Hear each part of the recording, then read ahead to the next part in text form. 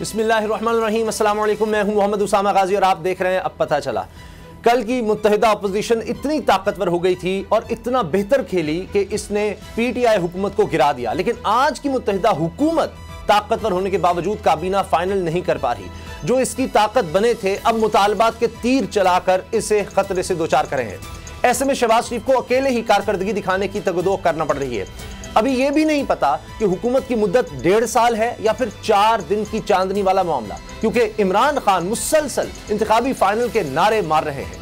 PTI के 123 अरकान कौमी असम्बली इस्तीफे दे दिए हैं, जिनकी मंजूरी के नोटिफिकेशन भी जारी हो चुके। 31 अरकान इस्तीफे देने से इनकारी हैं, जिनकी ताहयात नअहली के लिए पीटीआई ने सुप्रीम कोर्ट का दरवाजा खटखटा दिया है।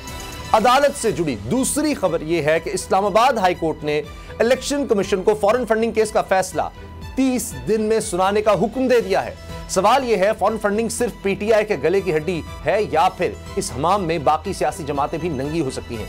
इस सारी सूरत हाल पर ही अगला इलेक्शन लड़ा जाएगा, जिसके लिए पीटीआई गैर मुल्की साजिश का बयानिया तैयार कर चुकी है। तज्जियाकारों के मुताबिक अगर यह बयानिया अवाम में मकबूल हुआ तो दूसरी सियासी जमातों को लेने के देने पड़ सकते हैं। आज की एक और अहम खबर, DGISPR major general Babar Iftikhar की मीडिया को ब्रीफिंग थी।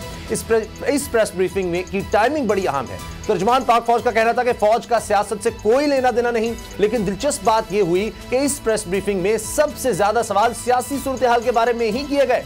गैर मुल्की साजिश के हवाले से पूछे गए सवाल पर DGISPR का कहना था कि कौमी सलामती कमेटी इजलास के एलामिये में साजिश का लफ्ज शामिल नहीं था।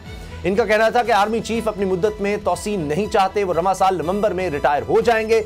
अमेरिका की जानिब से फौजी अड्डे मांगे जाने के हवाले से सवाल पर इनका कहना था कि पाकिस्तान से अड्डों का कोई मुतालबा नहीं किया गया। अगर मुतालबा किया जाता तो फौज का मौकिफ भी साबिक वज़ीर आज़म की तरह एब्सोल्युटली नॉट होता।